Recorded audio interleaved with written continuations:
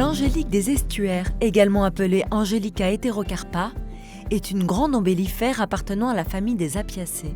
Découverte pour la première fois dans l'estuaire de la Loire, sur la commune du Pèlerin, elle a été décrite en 1860 par le botaniste James Lloyd. C'est l'une des rares espèces végétales endémiques françaises, uniquement connue des grands estuaires de la façade atlantique. Sur l'estuaire de la Loire, on la trouve à peu près sur 50 km. Les populations les plus à l'aval se situent en gros autour de Cordemais et les plus en amont au niveau de la Chapelle-Basse-Mer. On retrouve également l'angélique sur la Sèvre nantaise. On estime qu'un quart de la population mondiale est présente dans l'estuaire de la Loire. En raison de cette forte valeur patrimoniale, l'angélique des estuaires bénéficie d'une protection importante au niveau mondial. Elle est protégée à l'échelle de l'Europe avec la directive Habitat Faune Flore dans le cadre des sites Natura 2000. Elle est protégée aussi au niveau du droit français sur la liste des espèces des plantes protégées sur tout le territoire français. Ça veut bien dire qu'on n'a pas le droit de détruire la plante, aucune de ses parties, ni même ramasser ses graines. Voilà, on peut être soumis à une amende jusqu'à 9 000 € ou 6 mois d'emprisonnement si on déroge à cette règle. L'angélique des estuaires est confinée aux parties hautes des berges vaseuses, faiblement salées. Elle vit dans la zone de balancement des marées, sur des vases compacts. En Loire, on la retrouve uniquement dans la zone soumise aux marais de vives eaux. À Nantes, elle occupe l'étage de la berge qui se situe entre 2,40 m et 3,80 m NGF. Elle peut faire des tiges fleuries, comme vous le voyez ici, de belle taille. On en a un là plus loin qui fait presque 3 mètres. Elle fleurit entre le mois de mai jusqu'au mois de juillet en gros. Et puis alors des feuilles assez caractéristiques, très luisantes, dentées, là, le bord de la feuille très denté. Et quand on regarde de près, une petite pointe blanche, un petit liseré blanc à chaque pointe. Autre caractéristique, son fruit ovale à côte latérale plus ou moins dilatée en aile plus étroite que le corps du fruit, ce qui permet de la distinguer de sa cousine, l'angélique sauvage. Le fruit de l'angélique sauvage, lui, fait une aile, en fait. Il y a des côtes et une aile large. Voilà. Donc, ce qui permet de la distinguer.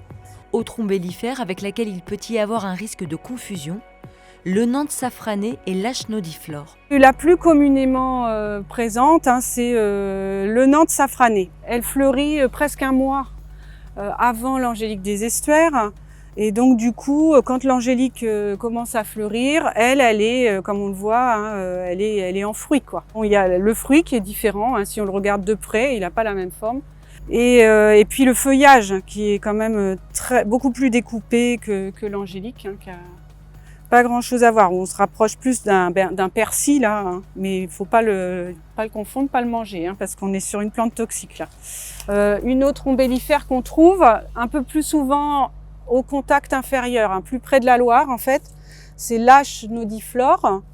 Voilà, elle fleurit à peu près au même moment que l'angélique, mais elle n'a pas du tout le même port. Elle est souvent très rampante. L'angélique des estuaires pousse en milieu ouvert ou dans le sous-boisement des forêts des bords de Loire. Ces habitats naturels là sur les berges, c'est soit des milieux ouverts en pleine lumière comme ici, ce qu'on appelle la mégaforbier, donc c'est des formations à hautes herbes, donc où on retrouve l'angélique, on retrouve le Nantes safrané, donc qui est une autre ombellifère. Le senson aquatique, c'est la fleur jaune là qu'on voit plutôt sur la partie basse, le Phalaris phoroso. On peut trouver aussi la salicaire, le liseron est aussi une plante de la mégaforbier. Elle se plaît également dans les ripisylves ou les habitats boisés des rives de la Loire. Les principales espèces caractéristiques, c'est le saule blanc, le frêne oxyphile et également l'orme lisse. On peut également trouver des peupliers noirs. L'angélique des estuaires a une durée de vie courte. Elle fleurit au bout de 4-5 ans et ensuite elle meurt. Donc on appelle ça une plante monocarpique. Ici on voit un petit pied fleuri, mais on voit également des pieds qui n'ont pas encore de fleurs. un seul pied pourrait produire jusqu'à 100 000 graines, des graines qui vont être disséminées par le fleuve lors des grandes marées.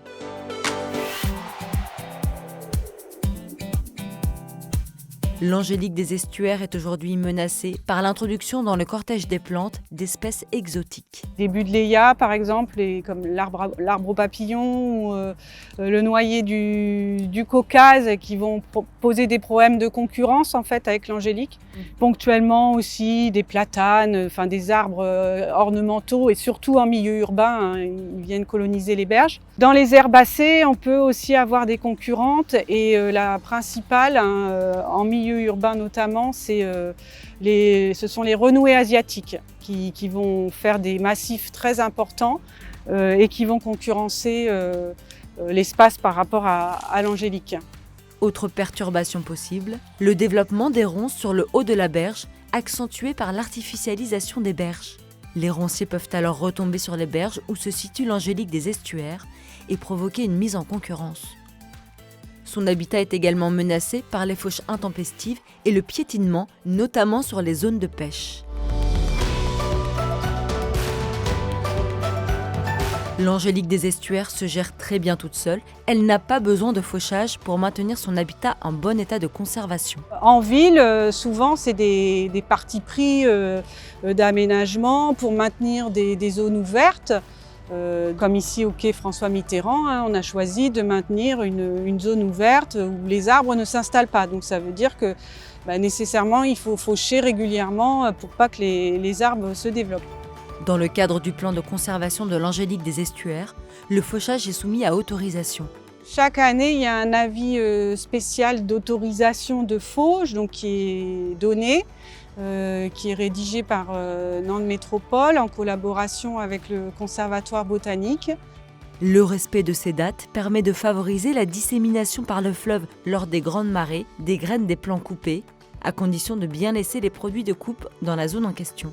L'usage de matériel de coupe avec recycleur est à exclure. Par ailleurs, il est conseillé d'avoir une hauteur de coupe entre 15 et 25 cm et de laisser le produit de la fauche en place, sauf en cas de présence de renouées asiatiques.